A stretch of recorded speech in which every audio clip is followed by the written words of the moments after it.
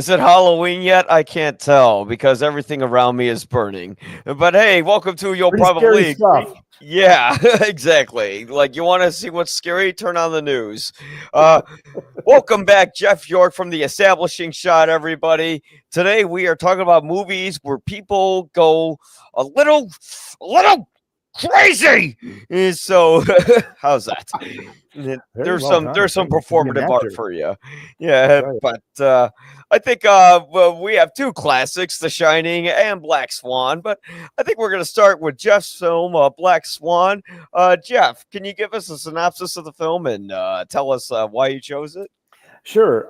It's one of my favorite movies of the last 20 years. It is a wonderful movie about a descent into madness of the main character. And of course, it's also about the demands of the arts, which we all deal with as creative people. And I think people deal with certain demands in their life that maybe renders them going a little crazy now and then. As Norman Bates once said, we all go a little crazy now and then. But this story concerns a very sort of storied and prestigious ballet company in New York that is about to do its new season. And the previous ballet sort of star, Beth, is played by Winona Ryder, and she's getting a little bit old to be the star anymore. So the director of the company, very demanding, but artistically smart, and I think sort of more multidimensional character than you think at first, named Thomas, played by Vincent Cassel, is looking for sort of a new prima ballerina for the company. And Nina Sayers, one of the veterans of the company, played by Natalie Portman, and a little bit younger than Beth is in the storyline, wants the job very much to play in the first movie. The first show that they're going to do is the ballet Black Swan. And I think they picked that for the movies because most people are a little familiar with that. With if they're familiar with any ballet, it's either that or Nutcracker, right? Yeah. Wasn't it called So, Swan Lake or was it called Black oh, I'm Swan? sorry, I'm sorry. Swan Lake, Yeah, yes, excuse me, because Swan I Lake. thought it Thank was you. called Black Swan No, too, and no, then I no. I'm sorry. remember. Black Yeah. is the good girl, the black character that the good white Yeah. swan turns into. I'm sorry, excuse me, Swan Lake. I That is was the. grammar not seeing it, so Oh, don't I worry. love that. That's very smart of you, and I embarrassed myself there by not Yeah. thinking. Anyway, No. Nina really wants it, but she's a little timid and she's a little unsure of her talents, and if she could be as forceful as she would need to be, because you have to play two roles in that. You have to play the virginal white swan, who's the princess, and that's very easy for Nina because she's pretty pure and pretty, kind and nice and everything. But the black swan is something a little edgier, and she has to get in touch with her sensuality and sort of this darkness in her soul to sort of bring out this. The character of the black swan is Thomas keeps telling her, "I know, Nina, that you can play the white swan, but I don't know if you have it in you to play the black swan."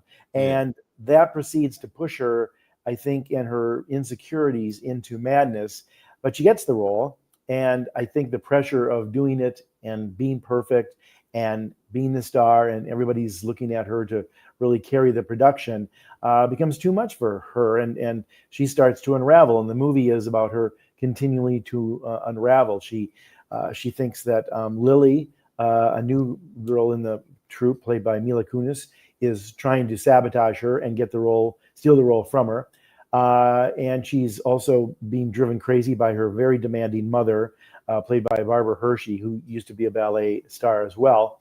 And so she's got pressure from all sides of her, let alone the fact that it's in New York, and Hmm. you can't eat too much, and you have to keep your body perfect, and you have to get the precision of the dancing. So she's ripe for the pickings, and the devil does come a pick, because he turns her into basically a total mess, even though she gets better as a dancer and becomes more, as she said, she wants to be perfect. But the cost is, while she may be perfect for the one performance, it makes her go bonkers. And do I Yeah. give away the ending? Or are you going to put up the? Of Oh, course, this yeah. movie is Hang pretty on a minute. cool right now. Boink. Yeah, Da, na, na, yeah. na, Yeah, na, at the end, of na, course, na, na, na. All right. she thinks that she's done the performance, and she Mm. dies triumphantly as part of the production. And yet she also is really dead, because she ended up fighting herself and ended up stabbing herself in the dressing room, thinking that she was fighting Lily when she wasn't. It was some kind of her own Jekyll and Hyde personality that ends up with her greatest triumph turning into her basically goodbye to the world as she dies in front of the troop, who are all waiting for her to go out and take her bow, and she can't stand up because she's bled out and she's dead. Yeah.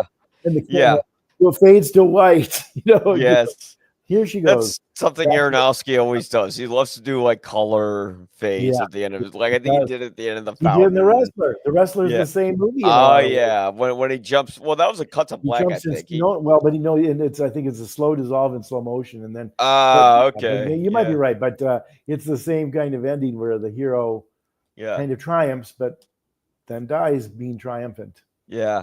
So I rewatched the movie recently, and it was when I was exhausted. And when I originally saw the film, I just thought it was okay. I rewatched it and I loved it. Oh, cool. And here's why.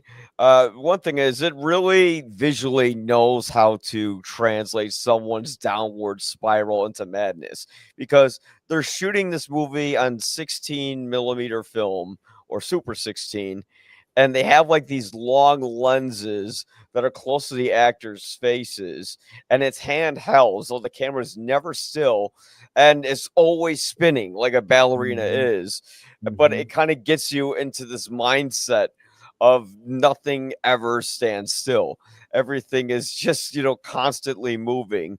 And Natalie Portman's performance I originally just thought was okay, but now I just think it's amazing. I mean, from frame one, she is so thin, it is like terrifying.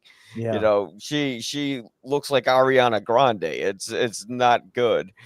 And then you have her who's very timid and quiet, and she never really does explode, and you're waiting for that moment for her to explode, and she does do some crazy things. And she has that one line that they put in all the ads. I remember at the time when she said it's my turn or whatever, but Right. that's like the only part. And the rest of it, you actually buy Portman as this like sweet timid girl who doesn't really want to speak up for herself, but wants to. And it's a movie that's also kind of woke for its time, because although you have this world full of ballerinas that you would think is predominantly run by women, you have a man who's running it, and he's basically like the Harvey Weinstein of the ballet world. Like he right away he grabs Natalie Portman and he starts. Well, I got a little clip of it, but I'll show that and then we'll get into it. But yeah. In 4 years, every time you dance, I see you obsessed, getting each and every move perfectly right, but I never see you lose yourself. I think I do, heaven.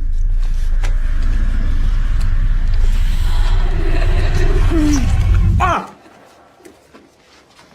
You bit me? Yeah, in today's day and age, he would be canceled, and thankfully so. Or would he be? We don't know. There's still shit that happens that does not get reported. But yeah, it's amazing how you have like this movie about this guy. He wants to prove that he's masculine, so he's big and muscular, while the girls are small and petite, according to the beauty standards that American society wants to hold them to. And it really just shows the repercussions of trying to live up to a certain image, especially when it comes to Nina, who wants to live up to the image of her mother and everyone around her to prove that she can be something where her mother failed. And of course, her mother is vicariously trying to live her dreams through her daughter. So it's a fascinating layered piece about, someone who's basically bred to have a very sad life. And of course, well, I think a lot of artists who are in those high stakes professions, there's only so many people that are going to make a ballet company in New York. And I mean, is it 20 of the top women ballerinas in the country or whatever? I mean, that's incredible odds to even make that. So Nina's talented, but to get to the next level or to become a star or some of those kind of things takes a lot of determination. And I think in some respects, putting some of the other stuff a little bit on the wayside, or at least until you are established, and then you can maybe embrace some of that. But I think what it does show is that while talented, she doesn't have the mind for the demands of it, which are not just physical, which can play with your head as well, but certainly with the demands of being a star and dealing with this director who's crossing the line and very demanding, and he's playing head games with her. and then just competition around her, and then if she falls and breaks an ankle or twists something, she's out of the show. So like any athlete or any person who's a dancer, these are incredible complicated things. They can't really have a bad day, because if they have a bad day, they either lose the job or they end up injuring themselves. So they have to constantly be aware of their body as well as their mental determination, et cetera, et cetera. What I liked that you said, though, Mike, and it's a great thing to bring up to the audience, I think, is it wouldn't be enough to just show her sort of spiraling. You need to help us understand it, not only by having the camera up close to her, really catching all the micro expressions and nuances of her eyes and her mouth and how she holds herself. But we also feel her pain. Like it's almost like we're there with her as kind of her, soulmate or conscience or whatever, because it is so close. The other thing too, to your point about the camera always moving, is the camera captures a lot of the frenzy here as well. Mm-hmm. That it's this sense of turmoil and unrest, not just in her psychological condition, but the demands of the show, this constant movement. She's done with this rehearsal, then she's going to rehearse on her own for different things. She's going home, but she can't eat. Her mother gets a birthday cake for her, which is almost an insult and a devilish temptation, because she can't really eat that piece of cake, even if she'd like to just have a couple bites of it, because she's got to stay fit and trim perfectly. So, she's in an unforgiving costume for 3 hours in a ballet and the performance. It's just constant pressure, constant frenzy, constant movement, constant, antsiness. She doesn't have a chance to rest, and we don't either in watching this. So we get pulled along with it. We feel it. It's a tense sit for us in the audience. And, I love the fact that Aronofsky made it seem real, to your point about the camera, that it's not slick. It looks kind of grainy and gritty and almost documentary, which makes the hallucinations that she's having, like when she sees herself in the mirror and the image in the mirror changes. She's like, is that coming alive? Is something different? Is that my alter ego? Whatever. That's great, because it looks real. It looks like it's a documentary, and you don't see effects like that in documentaries. You see them in CGI extravagances that have the slickest kind of cinematography. So it really all works together very well. And the tragedy of it is that almost everything, other than some of the normal pressures that are still great in the world of ballet, her feeling that she's not doing well, and that Lily is coming for her, even the distraction of her, going out and supposedly having, a sexual night with Lily at her home, is all in her mind as she's trying to become more and more of this Black Swan, this bad girl, if you will. And it's tragic, because Lily's a nice character in it. The mother is meaning well, even though, she's a little bit iron-fisted about certain things. And most of the destruction is Nina's doing to herself. Yeah. And, the saddest thing is that she's kind of living in this world where she's always expected to be something when she can't be herself, because her whole life she's just living through her mother's eyes, and she should have known through, but she was probably brainwashed through living with her mother. Oh, maybe I shouldn't be a ballerina, because look at this crappy little apartment that we're in, and all these posters from the past, and how my mom wants me to do this. But she ends up being brainwashed as a kid, and she becomes this horrible mess as she is today. And yeah, it is the cliche crazy mommy thing. But the thing that makes the movie interesting is that when Portman has her psychedelic trip with Mila Kunis, and then crashes out, and then wakes up, and then her mom's there, she says, well, you're not leaving this house. You're not going to this performance until you're okay. She's not thinking about her career anymore. She's actually thinking about her daughter, and it was that kind of nuance to the characters that really turned me on with the movie. Although Vincent Cassel was just a straight up monster piece of shit in that movie. But yeah. But at least he's charming. He's kind of charming in a certain way. Well, because he's French.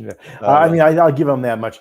I'm not so sure that directors and a lot of bosses aren't that way today. I mean, look at our political situation and who some of the people we've elected. So, they get away with it, as the famous saying went on that bus, and they let you. But one of the things I loved about this movie too is that I think Darren Aronofsky, being a very smart director, is giving us all other kinds of signals and clues, or at least dare I say, metaphors or symbolism throughout. I mean, it's clever that the entire apartment that they live in is in green. Like the mother's kind of envious of her daughter, even though she's protective of her and wants her to succeed. She's mentions a number of times that her daughter's eclipsed her career and all this stuff. So it's interesting that the apartment is mostly green until you get to Nina's room, and then it's all baby girl pink. And she's still kept as a child, and all the stuffed animals, and it looks like the room of a 8 or 10-year-old, not a 28-year-old or whatever she's supposed to be in that age here. I also think it's interesting that there's so many moments of doubling, sort of the double image. I mean, it's the double character. Mila Kunis at a distance often looks like Natalie Portman. In fact, I'm sure it's one of the reasons they cast her, is that sometimes she looks like her. There's that great scene early on where Nina's walking home and there's somebody coming down the street towards her. And for a split second or two, it's probably 5 or 6 frames of the camera. They've replaced the woman's face with Natalie Portman's face, like she's seen herself walking by her, and then Nina goes like this and then looks back, and then the woman is back to being normal. But for those seconds, she's seen herself. So she's trying to sort of be somebody she's not. She needs to conjure up this other person, this person who's not really in her. She thinks of it almost as an outside person. That is, part of the whole shebang when she's fighting herself and injures herself in the dressing room, that she's fighting her darker self, which is in her. But of course, the only person that can damage is the one soul, the one person that she is. But I love those kind of things that are symbolic here. Also, one of the things, my favorite lines in the show is, and I'm sure this was intentional, but when Thomas starts off by saying, I know, Swan Lake, we've been done to death, but we're going to do it different. We're going to strip it down and all that. And that's literally what they do in the movie. They're not using the slick cinematography. They're using, this kind of grainy, right up close, kind of rough and tumble sort of version of this. This elegant world is not presented particularly elegantly here. It all looks a little rough. It's rough hewn. Even the grain has that gritty New Yorker look to it. So they've done what he said they were going to do for the show, literally with the take on Swan Lake in this movie by shooting Black Swan accordingly. Yeah, well, they made this is a movie where you don't have to like ballet to like this movie or know anything about it. Yep. And they don't do that much with it. I mean, there's a lot of rehearsal, but it's more about her psychology during that, as opposed to, are we, allowing the dancers to really look like they're great and, we're showing off the dancing people. Yeah, no, it's really more about kind of like what it must really be like for, for someone to, I mean, I don't know how anyone could be a ballet dancer. I could never do that to my feet. That would be horrible. And then I don't think I could spin around like that for hours. And it's probably physically exhausting, and you get paid nothing, unless you make it to the very top. But in order to do that, just like an athlete, you have to sacrifice a lot. I had a friend who had a daughter once who was very good at gymnastics, and they were considering, they had some scouts coming from the Olympics looking at her because she was very talented at a very early age. And that's when they find you. They find you when you're 6 and 7 and you are fearless and you tumble about and you can do all these things. And this little girl was very talented. And Olympic person came and talked to the parents and said, she's very talented. I think she could become an Olympic team person. We can certainly train her and try to get her there, because I think she's got the promise. But then he explained exactly what's involved in that, and essentially told them that one of the parents basically has to be the child's caretaker 24/7, taking her everywhere. That parent would not necessarily have the typical parent life that they might normally have with 2 kids and a husband and whatever else. That this parent was going to become sort of the de facto den mother, agent, transportation, caretaker, bed partner, as this little girl is sort of cultivated and trying to get her up to snuff to be an Olympic champion. And ultimately they decided that she could do what she wanted to do in high school and college, and she got a scholarship and did very well, but she didn't want to go for, and the parents didn't want to go for, that extreme life, because that's what it is. But, you think about any good person who's an athlete or, starts out in something like this, which is both arts and athleticism. it is such a gamble because, Mm, if you twist your ankle and you never really can recover it, because a lot of times sprained ankles are worse than breaks, yeah. and you're trying to dance for the rest of your life and you've got this impediment, that might be the difference between you making a living at it or not. And then you spend all this time doing this and you're 24 and suddenly this happens to you. What do you do then? You teach or you find something else to do. Sure, of course, but it's not that easy because you can't turn it off. Their whole mindset has been trained to do this, whether you're an athlete or a ballet star or whatever, from a very early age on. And that's where I think this one is such a natural backdrop to have mental illness and insanity be part of the theme, because it's right there on the surface, because it's Yeah. kind of an insane profession. Well, it's all about ego, and you got to be the best. Like none of these girls really talk or interact with each other. Yeah, And then the one girl who does show Nina kindness, which is Mila Kunis's character, she um ends up rejecting her and like fantasizing about murdering her because she thinks that this girl who's being nice to her is trying to take her place. I mean, right. although in fairness, she did like give her ecstasy during a party, but still, I don't know if she had the intention of replacing her or not. But the I movie don't does kind think of make so, you think but she maybe she might. I did. mean, maybe at the Yeah, end she might, because she's in the chorus and yeah, she's good and she's got the natural naughtiness that yeah, Thomas keeps wanting Nina to dig up out of her soul to play the Black Swan. So, but yeah, it was very well done. It was nominated for Best Picture that year. Darren Aronofsky was up for director, and I mean, Natalie Portman swept the awards that season, and it was a great yeah. performance. And she did a lot of her dancing too. And there was some, Hmm. if I don't know if you remember, there's a little bit of a minor scandal where some of the Yeah, yeah. stuff she didn't do, and I think they gave the ballet person credit on IMDb and Wikipedia, but they maybe didn't give her the proper credit in the end credits of the movie. There came a little bit of Oh, a scandal there, okay, and I'm sure the studio okay. did that because they want everybody to think that Natalie Portman's doing all that. Well, she probably did 75% of it, but she's not going to learn to be a prima ballerina in 3-4 months of preparation time. Yeah, Um, but at the same time, she is, to your point, very thin here, very fit. She's doing all the rehearsal stuff where she has to do that. And if maybe some of the, pirouettes where she's doing 8 or 10 in a row isn't her, Tom Cruise isn't doing every single one of his stunts either, mm-mm. So at some point you have to give these people a break, but it's a great performance. And I think it's full of depth and you feel sorry for her, even when she's at her worst. In fact, my favorite moment in the entire movie is when she goes into the stall and Mm. calls her mom and says, "Mommy, I got it." And you see Yeah, this little girl, you see yeah, this wonderful woman who's managing New York, walking the streets of the town at night, and God knows what's out there. And she's frail and little and could easily be yeah, knocked down or hurt, and dealing with a, predatory director and competition and injury at at every turn. And she's still a little girl in some respects, and hence yeah. the pink bedroom and, sort of listening to what her mom gets in her head and bosses her around. And even there, when she's got this great news, she's a little girl telling mommy, "I got an A on the test."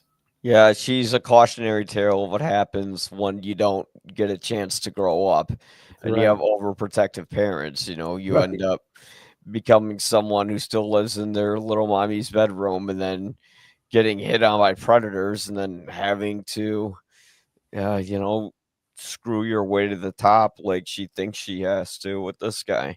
I mean, you see Winona Ryder's character, you know right away, oh, this is where she's gonna go. But oh, by the way, like I think that's my favorite performance one from the Winona Ryder, and it's Oh, so this is their big little comeback movie screen too. time.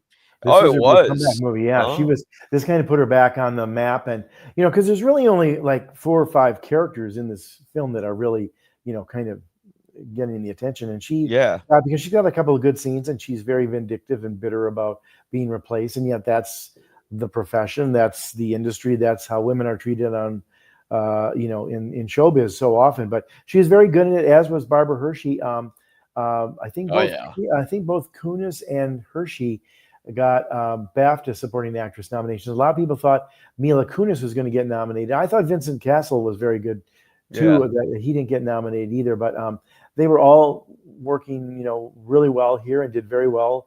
Kunis doing a lot of the ballet stuff as well. But Portman, she made a run of the tables at that award season, there was never anybody really close to her, I don't think, as far as a possibility. Yeah, I don't even remember what won that year. I don't know. That was like 2010 That it was the came year of the out. King's Speech. Oh, Yeah, Black yeah. Swan wasn't really I was considered rooting for a Social Network. yeah, Yeah. Social Network. Everybody thought it was between the Social Network and Yeah. King's Speech, and yeah, Social Network. I think in hindsight is the one that probably should have been Best Picture. Though I love the fact that the Academy recognized Black Swan, and they may Yeah. have nominated 10, or I don't know if they nominated 10 films that year, but Yeah. that was when they expanded the category. But they still only did 5 directors, and Aronofsky was one of them. Oh, well, yep, man. That was an Oscar year, but yeah, I can't. But anyways, let's get to our final ratings of the movie. Sure. How many Guinnesses would you give this film? Well, I was a big fan of it at the time, and still am now, so I'm going to give it 4. Yeah, and I'm 4 right there with pirouettes. you. Four for me as well. Look, it's 8 Yeah, pirouettes all together.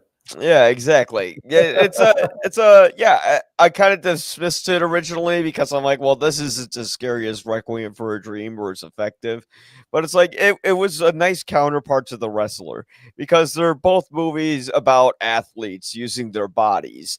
Whether you have someone who's going in the ring or someone who's going on the stage, either way, they're both performers and they put their mind and their body and sacrifice everything for everyone, even though those closest to them should be the ones helping them. But again, it's all for the ego. It's all to be perfect, or it's all to have that final round. But yeah. Anyways, moving on to the next film. Well, this one's a classic. Everyone knows it. And when I thought about Descent to Madness, I'm like, yeah, I'll watch The Shining. And I think within frame one, I'm like, oh, wait, this isn't a descent. This guy is already mad. And I think, Well, he gets more mad as it goes on. yeah, exactly. He certainly So, spirals. yeah, it goes from mad to madness to maddening in a mad, mad, mad world. But what happens with Nicholson is that, like, yeah. And here's the controversy between Nicholson and King is that Stephen King thought that the movie The Shining made Jack Torrance too much of a one-dimensional jerk. Where you just see him from the first second in the film and you're like, oh yeah, that guy's going to kill his family. Where in the book, Jack Torrance is this loving father who slowly starts to go mad and he's no longer this loving guy. But here's the thing that Kubrick did that was smart. He could have made that movie, and yeah, it could have been an interesting character piece, but we would have forgotten about it. And it would be really hard to find an actor who can go from normal to insane and have it be believable. You most likely would wind up what you got with the TV movie that nobody saw. That was based on The Shining. But this is a film where you see someone who's already insane, but the movie goes crazier and crazier and crazier, and it never feels like it's being crazy for the sake of being exploitive. It's one of those movies where you're going to be scratching your head and saying, what does it mean? What does it mean? Because there's a certain amount of ambiguity in it that I think is really what makes the film shine. No pun intended. But one thing I think anyways, go ahead. one thing I would just say, Mike, is I think in both this movie and Black Swan, there's mental illness there originally, and then I think it spirals into, a form of true breakdown, dementia or insanity, as you said.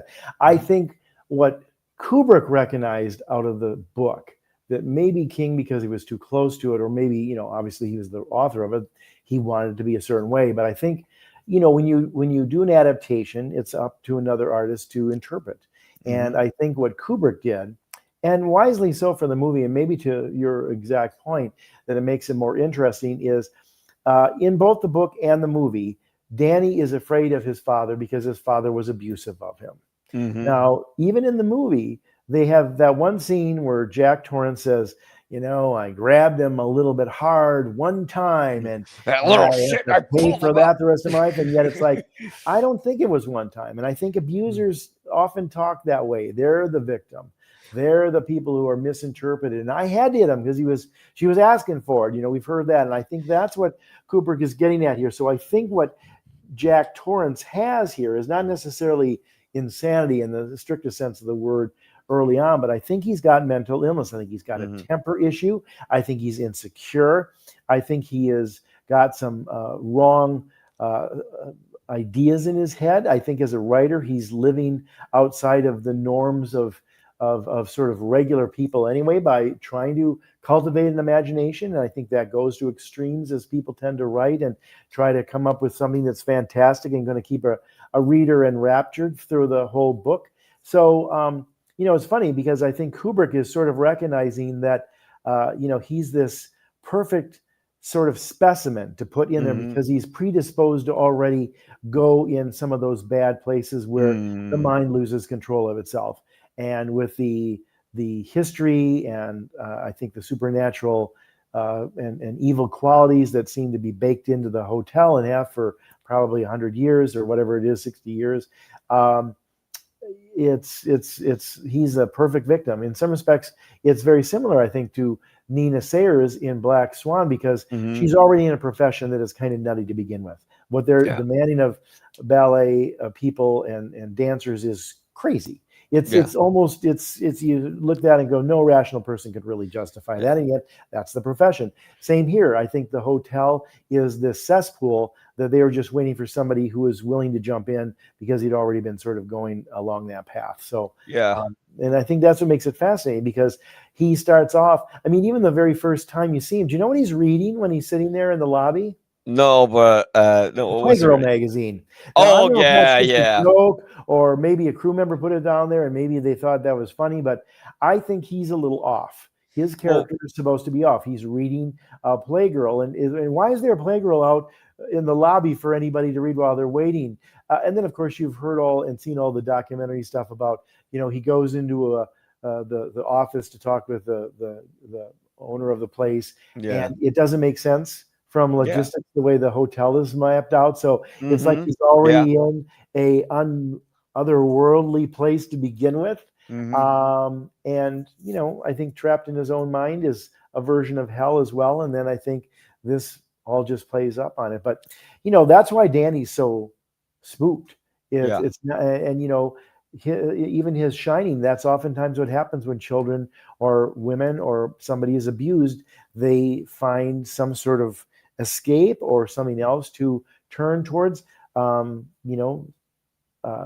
secret friends or secrets of their own sorts, or addiction or drugs, or, you know, sometimes it's creativity. I mean, a lot of artists have come out of very, very bad parenting because they're looking for some sort of escape. And I think, you know, in some respects, Danny's Shining, or his tendency to sort of go into his own head, is because of these things that probably happened with his father. Yeah. Well, the most interesting thing about it is that you have these people who have lived through trauma, and then they're, you know, putting it onto their kids. But the difference between I would say Nina and Black Swan and Jack Torrance is that Jack is a bad person. And this movie is about how a bad person gets exploited to kill other people, where Nina's this sweet little girl who gets pushed into being like doing something monstrous. And even when she kills Mila Kunis, like, it's not like she did it intentionally. Where you know, Nicholson, right away when Dick Halloran shows up, you know, he kills him with an axe. And then you know, he's a bad person because earlier, and don't worry, I did not include the N-word scene, but earlier he has this little discussion. You've always been the caretaker. My girls, they didn't care for the Overlook at first. One of them actually stole a pack of matches and tried to burn it down. But I corrected them, sir. Yeah. And from there, you know, he decides to kill his family. And I think that's the most chilling scene, especially with the way I don't edit it. Like there's just these long pauses. But yeah, the movie does introduce like a very clear line of racism when they say, what cook is working here. And But now there's sexism, okay, Jack there's is a bad. it's anti-child, it's Oh yeah. anti-God. I mean, the bathroom is painted red, which clearly is supposed to suggest Yeah. some sort of version of blood or maybe hell. Even red rum is, of course, almost suggesting red room, a room Yeah. splattered with blood, ready for Dexter to come in and do his science kid on it all. But what I love about the movie too is to the same thing that Aronofsky did is Kubrick adds more and more craziness to it. The way he shoots it. I mean, even he was the first major filmmaker. I think at least this is the first film that became very known for it to use the Steadicam as it's going around following Danny on his big wheel throughout the hallways and stuff. And that's just a weird perspective and scary too, because you don't know what's going to be around the corner. And then at one time he sees the twins and has visions of that. And so, it's the whole hotel, but it's playing on his mind. It's playing on Jack's mind. It's playing on anybody who's been there as evidence from that waiter talking about his children. And it's a bad place. And, all these images of things that have gone on there maybe before, perhaps somebody committed suicide in a bathtub, or that person with a bear costume on going down on somebody at some party, and some other hallucinations and stuff, people with axes in their head and different things. Jack Torrance walks into the empty ballroom and suddenly it's filled with people, and he's transported back to the 20s, as that picture shows at the very end. It's not a good place. It's scary. It's terrifying. And I think the funny thing is, it seems like it might be a place you'd go mad anyhow, knowing that you have to be there for 3 months of winter. You have really only your wife and your child and all this thing to sort of take care of and look at. But, even writing, even if you're in a big room and are being paid to write, is still a very lonely and often trying and taxing mental proposition. And then you're in this spooky. The funny thing is, one of the things I love about this movie too is it's so scary, and most of the time when you're in the hotel, it's well lit. Kubrick doesn't descend into, well, I've got to turn the lights off and everything at night, and everybody walks into a haunted house and nobody turns the lights on, so we keep it creepier. But here it's like it's all well lit, it's all lighted up. We don't see any real scenes at night other than when he goes out and chases Danny around the maze of the bushes, and it's kind of scary with the lights on. And I think that's a very daring choice. And dare I say, I think Kubrick pulled it off brilliantly, that, a scary world is a scary world, and it doesn't need to have things in the dark to make it scarier. Sometimes if you can see them clear as day, maybe that's scarier. Yeah, and it's really Jack's own ghost who haunts him, because we don't Right. know if he's been there all along or not. And the most brilliant thing that Kubrick did with the movie is that he doesn't just make you think, oh, it's all paranormal. No, he casts this guy who, like, let's say you don't know who Jack Nicholson is. Let's just say it was just some actor. You would look at that guy and be like, that's a crazy motherfucker. I don't want to screw with that guy. And you basically see how someone like that could believably kill their family, but you also kind of see how their paranoia can stew up over time. And you also see how we don't know if these ghosts are in his head or if it's happening in the movie. Right. And, I mean, obviously, I think it's happening in the movie, because how else Yeah, I could think it's in the Danny hotel. see? I think it's How in the else could the hotel. wife see? All that stuff, Right. For example, yes. Unless the whole movie's in his head, or that like he's imagining, or like his family's starting to see stuff because they're going crazy with him. But either way, it doesn't seem likely. But I like the fact that he adds that kind of thought process, like, oh my god, this could really be happening to him, and that's fascinating. And then Dr. Sleep comes out and there's giant psychic battles, and it completely flushes all the ambiguity down the toilet. It's like, as a film, it's okay, but as something continuing from a film that needed no continuation, yeah, it kind of degrades, that, because I always thought it was ghosts, but I like the fact that you don't really know, and it got rid of that. Yeah, I mean, I think Dr. Sleep stands as a pretty good sequel that didn't make a lot of bad choices, but did it need a sequel at all? No, it did not. And I don't know why. King is so prolific. I'm not sure he had to go back and sort of tread on that again, even though I think for him, The Shining, because he's not really in love with the movie and his own version of it done for television bombed and nobody even talks about it. And Kubrick made better decisions for the cinema. I mean, one of the things that was in the book that King, I know, apparently did not like was Danny is chased by these shrubs that are shaped like animals, like you find when you're going on the monorail down at Disney World. And that's where he got the idea from. He thought, what if those actually somehow start chasing him like real animals? That's a great idea. And when you're reading the book, you can sort of imagine that in your mind and think, oh, that would be kind of cool. But Kubrick argued that trying to visualize that is going to look corny. Because It would. they didn't have the technology then, the CGI, and even CGI might have made it look, because you wouldn't never really see that. And he thought stop motion will look funny. Plus, the clever thing about King's writing that I dare say Kubrick, I think, was actually being more loyal in some respects to King with the thought is that when Danny is chased, he doesn't see them running after him. When he's watching them, they're still. When he's running, that's when they're suddenly behind him. When he turns around, oh my God, they're right there. But as soon as he turns around, they stop. So like the ghost in Super Mario. Well, it's very scary. And Kubrick said, that's going to make it all the more complicated. And I love the idea that the maze was this thing that, really it's a mind game. Can you remember where you've been? How do you get out and all that? Which plays into the whole thing that this discussion is about. The mind is its own trap. And I think it was much more scary. It's certainly much more cinematic because you can show that. And when they first go in there and you go, ooh, this is already eerie, and it's the daytime and they're just taking a tour of it. But at night when it's snowing out and it's freezing cold and he's running around and Jack is chasing him with an axe. The other thing too I want to say, and because I was in high school when this movie came out, and at the time it was kind of received pretty well, but kind of mixed. I mean, a lot of people thought, well, Kubrick has made too long of a movie. It needs to be scarier up front. And, he's making a very intellectual, I mean, in some respects, he almost did the first, maybe, if you will, elevated horror movie with this one, as that subgenre has now become known as. But a lot of people criticize Nicholson like, well, he just played Randall McMurphy a few movies ago in Cuckoo's Nest, and is he playing Cuckoo again here? I don't think he acts crazy until the very end.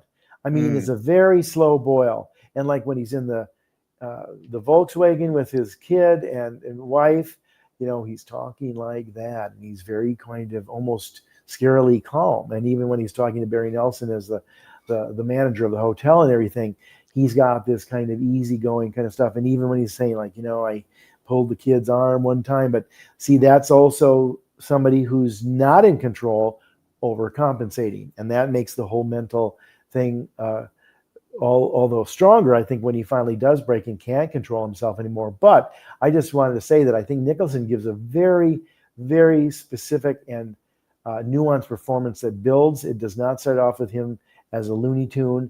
It's a slow build and a slow burn, and he's phenomenal in this film. Yeah. Well, he's like legitimately terrifying in this movie if you don't know who Jack Nicholson is, because he's one of the most convincing, crazy people I've seen in a film. Whether he's playing himself or not, he does it very well, and he gives us some depth and character. Because it's not like Gary Busey's crazy and he plays a crazy guy in a screen, but nobody cares. It's just like, oh yeah, that's him, But you see Nicholson, and he adds a little more to it that makes it believable. But that's also because he's a great writer. He's come into a lot of projects and he's added like his own little penmanship to make the character a little more interesting. Right. He's a good big picture person, I think, as well. He picks a lot of good projects. Most of the movies he's picked have been excellent films, and he's a smart guy. And apparently he had lived the "Here's Johnny" line. I think He did, yeah. At least that's the legend, which is very funny because it breaks the tension there, which is smart. But it's a very scary film, and I also love the surprises that Kubrick holds, like when he discovers what he's writing, and it's basically a variation on the same sentence for reams and reams of paper. I have to say, okay, I think maybe it's time to grab the kid, and can we get down from the mountain? I don't know. Is there? I have to say, I do relate to the scene when he's writing and his wife disturbs him and he's like, "You're disturbing me." Like I've had those, like nothing like that, but I've had those moments where I'm writing and then my concentration is broken and it takes me hours to get back to where I'm going, you know, because that's the thing. He comes off like like, first off, as you said at the beginning, the idea is absurd that the hotel would give this guy who looks like he just rolled out of bed after doing a bender all night this enormous hotel. Who, oh, and by the way, if you look at his tie, it matches the maze in the movie. And but you know that idea is ridiculous, and you know that something is very wrong when they give that to him, and there's just this whole foreboding throughout the They'd have a picture. caretaker for that. I mean, especially this big Yeah. hotel that's supposedly very successful and popular. You think they would have a crew for the thing to just make sure it's kept clean and there's, pipes aren't freezing and flooding and all that. I mean, it's a Yeah. little convenient that, King sort of, oh, well, we're going to go with this thing. It's like, oh, this isn't just watching my house while I'm away for 2 months on a photo shoot or something. It's like, no, this is an entire, 300 room hotel or whatever it is. Yeah. But it plays, and, we're given a large, the great sets and the sense of the vastness of it. And it's intimidating. And then, of course, there's the famous little sort of visions of blood coming out of the elevator, which has become a very iconic moment, as well as him, with the axe chasing Danny. I love the fact too that Danny's a smart kid. See, when a lot of times when kids are growing up fast or smarter, it's because they've dealt with some sort of trauma early on. They haven't been allowed to be necessarily just a pure kid.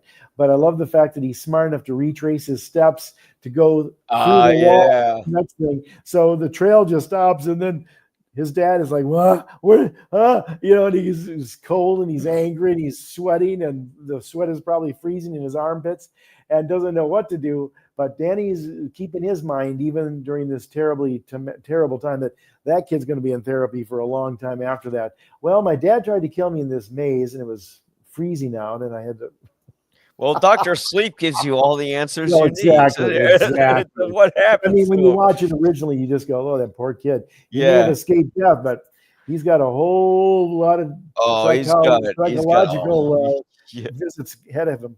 Yeah, he's never going to get over that. I mean, that was one weird thing with Dr. Sleep is like Danny's supposed to be like this alcoholic. And as someone who's known alcoholics, I can tell you that's like the best looking alcoholic I've ever seen. The dude looks like a fucking supermodel.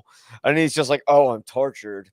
And like, no, you're not. Come on. But I mean, Ewan McGregor's a very good actor. But I just didn't quite buy him as Danny in that role. They needed someone who looked more like someone who would go through trauma would look like, someone who's like balding and ugly. Like, let's see that Danny, but that's not sex appeal. You can't have that. Well, maybe he had a very good therapist, Mike. We don't know. Yeah, we don't know. Maybe. I mean, there's been plenty of good-looking crazies out there. Ted Bundy was matinee handsome for he was the exception. Crazy life. He was the exception. But the majority of them are a bunch of uggos. Just say. But the other thing that one moment of the movie that absolutely terrified me, and it was like I think because I was like a teenager at the time, is when Jack Nicholson runs into, or I should say Jack Torrance, goes into room 237. Yeah. And of course you get this, hot girl comes out of the bath, full frontal nudity for a long time. And then she turns into a corpse, and that's kind of like the ghost shaming Jack Nicholson for not even giving a shit about his wife. Cause like, instead of being like, I should go back to my wife, he's like smiling like, yeah, I'm going to get laid, and it's like, and it cuts the most grotesque thing ever. It's the ultimate boner killer in all of cinema, because you have that one moment that's just absolutely whoa, and then you cut to a corpse, and they don't zoom the camera and they keep it wide out there. And it is absolutely like it is Yeah. gross, but it's not on it. But there's always an intention to the horror in this film, and it's always scary when you see someone's mind that's just constantly going down and down and down more. Like this guy's already at the bottom. Like this was just to push him over the edge. And Well, one of the things man, I think Kubrick yeah. does as such a visualist is that he took a lot of probably growing up seeing scary movies and all that, and realized that so much of them is often done in the dark, or it's quick things that you don't see. Even in maybe what is the other, probably the regarded as the greatest horror movie of all time, is Psycho. Yeah. And you know, as much as they talk about that movie, the particularly the shower scene, you know, because of the censors and the sort of thinking at the time, Hitchcock could not make that very explicit. It seems very explicit, but it isn't. You never see her nude. You know, you never get a sense of any of the things that you couldn't show as a nude body. You know, you never really see the flesh being penetrated by the knife. You think you do, and at one point, I think he does, like it just touches. Yeah. You know, and then it's cut, but it doesn't go in. But what Kubrick did here is sort of, I think, throw those conventions, toss them on their ear. Like, I'm going to spend some time on this. It's a scary sort of alive ghost or dead body that's come to life and is hugging Jack Torrance after he is seduced by this beautiful woman. And I'm going to make sure you see it, because I don't want you to have that comfort of looking away, or, the filmmaker will divert my eyes or cut away from that quickly. Nope, that's not going to happen. You know, and that kind of stuff wasn't done. I mean, even when Steven Spielberg made Jaws, you know, you see Quint getting eaten, but most of the other murders kills in that are pretty deftly done. You know, there's some moments of shock and blood and gore, but it's not overly done. I mean, even the leg dropping is on for a second and a half. Cut. Yeah. Oh, it was dismembered. Shit. But Kubrick stays on things a while longer. He stays on the madness in Jack's face. He stays on some of the scarier scenes and thoughts. We see Halloran getting killed rather awfully by the axe, because it's a couple of blows and all that stuff. But I think he wants us to see it. The blood coming out of the elevator is in slow motion. He's forcing us to watch it and look at it, and we can't look away. And I think that's why he shot so much of it in the bright light of day. It's like, I'm not going to do the conventional horror movie that does all these tricks and tropes. I want you to have to look at this, think about this, what these characters are going through. And the premise itself is going to be the most terrifying, because you can't leave. It's this spooky big hotel, and there's clearly shit going on in here that they are powerless to be able to stop. Yeah. And it's about how regular average people get exploited, you know, because these ghosts ended up exploiting them. Because, you know, you have this woman who clearly has been through hell, and they're going to put her through it again. And the movie's also terrifying because, like you said, it doesn't rely on jump scares. You know, it's all long takes. You know, the only thing that really qualifies as a jump scare is when Jack comes out and, you know, acts his dick. But even then, it's not like the camera cuts. They don't add like a big boosh in the soundtrack. Yeah, it's not He overly. just comes out, just Well, this is a movie too that, if you remember, I'm sure you do when you first saw it, but I can tell you, sitting in the theater, people jumped from a title when it says like Tuesday, and they made fun of that in The Simpsons. We're like, homie, did you turn the lights off? Go, you know. They have going back. They couldn't get past. They couldn't get more than a mile out of Springfield for it. But yeah, I mean, he made us jump with things that normally would not be the things that would make you jump, but because you're so predisposed that there's this eeriness throughout, that a sudden title coming up is frightening. Or you know, like when Danny sees the girls and there's just that, it's almost a subliminal cut of them laying in the hallway, then butchered. And you know, then back to normal, back there standing talking to him like a Diane Arbus photo. It's all very eerie and scary, and yet, you know, he's letting us see stuff. But then if there are any sort of jump cuts or smash cuts or whatever, those kind of things that are often used to sort of shock us, they're done in some unconventional ways, like using a title to make us go, ah, Yeah. Tuesday, oh, Yeah. whatever, you know. Yeah. He makes everything the reverse, and that's why it's more terrifying, and it's like, and here's a movie where he's like, okay, you're used to slashers where, you see the killer from a distance and he shows up, here and here in the movie. Here, the entire movie is about the killer, and that killer is someone you love. And what happens when they're going to go and kill your family or you? But the only thing is that Jack Torrance is not a lovable guy. He's a bastard from frame one. Like when he's driving his kid up the mountains, to the hotel, he's going, Daddy, I am hungry. And he goes, well, you should have ate your breakfast. Like, okay, so right away, this guy's an asshole. Like, we get it. But it's like, well, what if we make a movie about how terrible people wind up, becoming irreversible monsters? It's a very bleak look on society, Well, I think it's also telling us that, to the theme of the show, that mental illness is oftentimes the seeds are sown very early on. Yeah. I mean, I've always resented when people say, this person is a monster. Like they'll. I mean, I've heard people excuse Ed Gein and Charles Manson and any kind of terrible serial killer or killer and things like that, whatever, as being monsters. I mean, the Eileen Wuornos movie that won Charlize Theron an Oscar is called Monster. They're not monsters. They're not born monsters. They're coaxed along to become monsters by their life and the way they were treated and different things that may happen to them, and they're not given proper care, or they're not given proper mental care, whatever you want to call it. But when people say things like Charles Manson is pure evil, he's not pure evil. He grew up with a prostitute mother. He never knew his father. He was encouraged to go into gangs, and because his mother was doing tricks at night, and got into drugs and theft and robbery, and was in jail, as a juvie, and then most of his adult life. That's why Charles Manson was terrible and a really bad man, but he's pure evil. No, society and his history and his mother and his childhood shaped him. Here, the same thing. To your point, Jack Torrance is a bad man, and he's not thinking straight. He's thinking, I'm going to beat up on my kid. I'm going to make my kid feel bad for being hungry, and saying, well, you had your choice and you fucked it up, kid. Screw you. That's kind of the attitude. And that person is already, from whether it's lack of success as a writer, or maybe he's a drinker, or maybe he got, close to being reported to the police by Wendy, and she took him back and said, if you can change and stop drinking, I won't report you, and you have to keep your hands off off our son. But whatever, he's not in a good place, and it's building and building and building, as these things always do.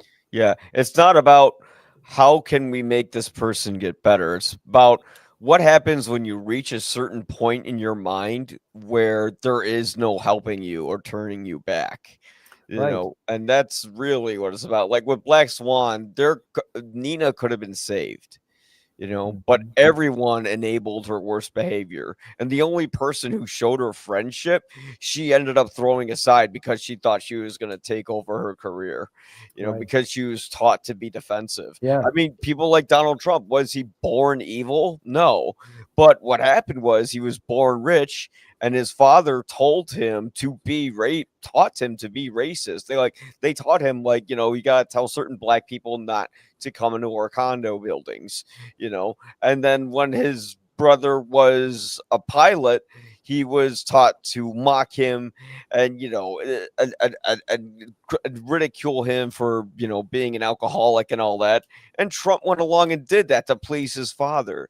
But did his father ever really love him? Who knows? But that's why Trump hates the world, because all he's seen is joy and material value and making others hurt, because his father probably got enjoyment from that. And that's how monsters are formed. Now, there's probably a whole backstory to Jack Torrance that we don't know. And I think if we went into that, the movie would have dove into soap opera territory. And that's but I think there's pieces there enough for us to understand. I mean, he's a drinker. He had an episode where he hurt the child. He's in denial about that. He's got a hair trigger temper. He criticizes his child for being hungry, which is, the little boy is 5, for heaven's sake. Yeah. How did he abuse a 5-year-old kid and grab him too hard anyhow? He's a little person, he's closer to being a baby than he is to being an adult. Yeah. So you don't need a lot of backstory here, but I think those things indicate why he's susceptible to going mad. I think Nina, by being in this very demanding profession and being sort of an innocent, almost naive about it, is why she goes crazy. Again, it's mostly society that does it to you. There may be some parts of you, but those could be fixed with medication, with attention, with care, and left untreated. The rest of society, that is always going to be a difficult, cold world out there, is just exacerbating it. Yeah. Yeah. And because we're always taught to succeed and to be number one. And that's because like if Jack went through the whole process that he thought the hotel overlooking was going to see him through, and it would get him out of his financial situation where clearly he just lives in a dumpy house, like he was going to do that. And instead of thinking about other people, he thought about himself. Nina thought about herself because her mother taught her to think about herself. And it's that ego that ends up tearing most people down, where very few succeed. And Well, the ego is a mental problem. It Yeah. more often than not is a mental problem. I mean, you want to have self-confidence, but anytime the word ego comes into the equation, it's usually because it's an insecurity that is pushing the ego to overcompensate. Yeah, it's a projection. And unfortunately, a lot of these guys in this movie, guys and gals and theys and thems and whatever, they're all here. Ooh, what's this? Oh, we got a comment from Streambo. Cheap viewers on Streambo. We're not a bot. How do they always find these shows? Well, they'll watch this. They'll find this when you promote it afterwards. They find desperate people like me. No. But I think, there's a lot to say about The Shining. But I think we can give our final ratings for that. How many Guinnesses would you give The Shining? I'm going to give this one 4 as well. Yep, that's a 4 for me as well. It's a straight 8-day, and thank gosh for that. But Jeff, thank you for coming on. You can find all of his work at The Establishing Shot. Do you have any new things coming up? Any new videos or reviews? Actually, I'm doing a TikTok probably tomorrow or Sunday of Kiss of the Spider Woman, which I really liked as a movie musical out. So, I will just share with you, since you were asking, which is kind of interesting. When I posted my review, both the studio that released the movie, as well as J-Lo, repurposed it on Instagram. Wow! Yeah, really? So J-Lo liked the drawing, liked the review, saw that the movie studio or I guess Lionsgate probably put it up, reposted it on Instagram, and then she reposted that herself. Whoa! So that's pretty cool. You got to share that with me so we can share that. Oh, okay, we'll do it. All right, well, guys, if you liked what you saw, listened to, however you consumed this potential part of media, please subscribe to YPA Reviews on YouTube, YPA Reviews Chicago on Instagram, and Apple and Spotify will be YPA Reviews. If you're like, what the hell does YPA stands for? The YPA stands for You'll Probably Agree. So we'll see you next time with whatever our next topic may be. Maybe something scary as well. I don't know. 'Tis the month. 'Tis the season. Yeah.